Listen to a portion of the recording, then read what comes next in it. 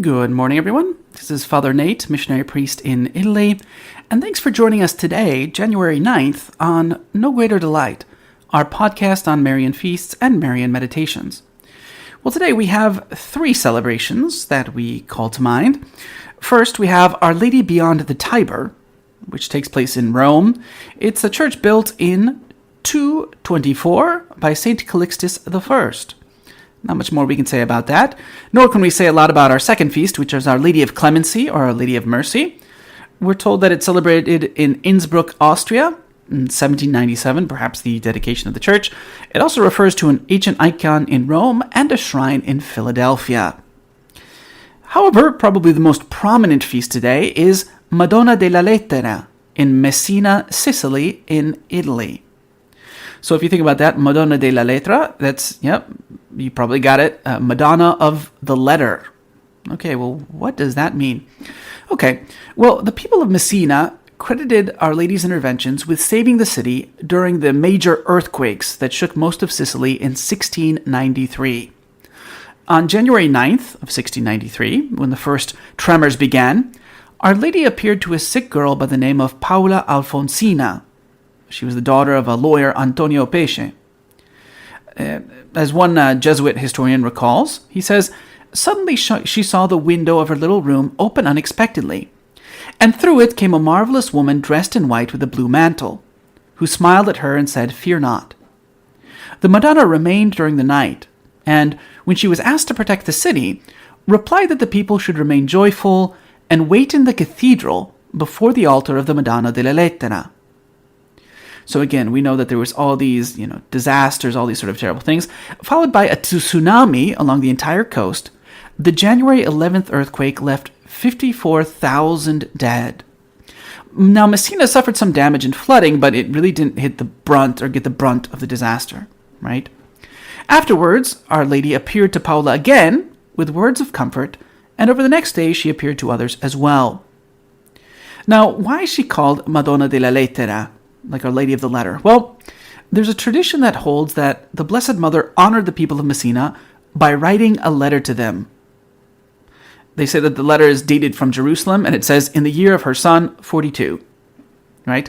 So the icon of Madonna della Lettera is in the high altar of Messina's cathedral. It's a very old church, right? It was founded around the 4th century, used as a stable during the Islamic occupation, and then reconsecrated in 1197. Like the mosaics and many other things that were destroyed in the Allied bombardment during World War II, in particular in 1943, the icon, the image, is a reproduction. The original was said to have been the work of St. Luke. Unfortunately, it's hard to get an original Luke anymore. Actually, it's impossible, right? But in any event, the Madonna della Lettera also has a completely gilded statue in the bell tower, another statue of Our Lady. And it's interesting because at the harbor entrance, there's this huge inscription that says, "Vos et ipsam civitatem benedicimus." We bless you and your city, which is, accordingly, from the letter that Our Lady wrote to the city. For today's reading from the Imitation of Mary, we continue Imitation of Mary by Alexander de Rouville. We continue with Book 1, Mary's Life Up to the Birth of Jesus, and today we'll read Chapter 22, The Greatness of God. My soul, listen to Mary as under the holy impulse of love she praises the greatness of her God. Make your own the sentiments that fill her heart. Unite your praises to hers.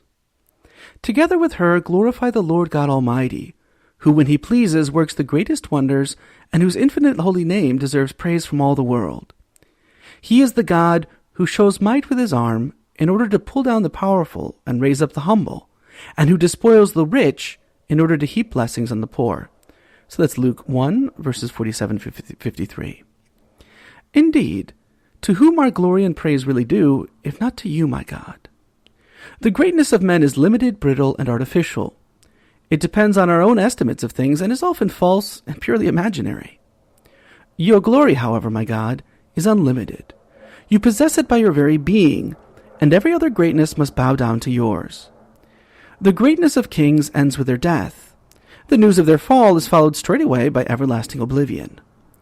But you, Lord, exist forever. Your glory cannot be limited to the boundaries of the universe or time.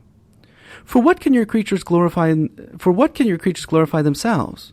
From you, after all, comes all their power and wealth. They can do naught without your aid. You can do whatever you want independently of them. You alone are great of your very self. You need no power from outside in order to accomplish what you desire. To will and to do are one and the same thing for you. Without going outside yourself, you find in yourself, in an absolutely unlimited and perfect form, whatever perfections other beings, visible and invisible, may possess. You alone possess in your very nature all possible perfections, for you alone possess all being in its fullness. The great men of this world do not deserve our homage unless they reflect your greatness in themselves, because you have deigned to communicate to them a share in your own power. And even then, what are they in your sight but dust and ashes, like all other men? All human greatness, therefore, is overshadowed when set before you, and vanishes away. There is no true greatness except for that which can neither be increased nor diminished. And then we end with a prayer. Lord, God of heavenly powers, what can be compared with you? You alone deserve for the adoration of heaven and earth, for you alone are great, always great, great in everything that exists. You are great in all your works, in the smallest no less than in the most striking, in the flowers of the field no less than in the stars of heaven. You are great in wisdom, power, justice, and goodness. Our great God, who can ever speak worthily of your greatness?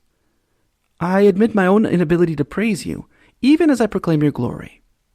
I render my homage to your infinite greatness, even as I acknowledge that greatness to be greater than any words can express.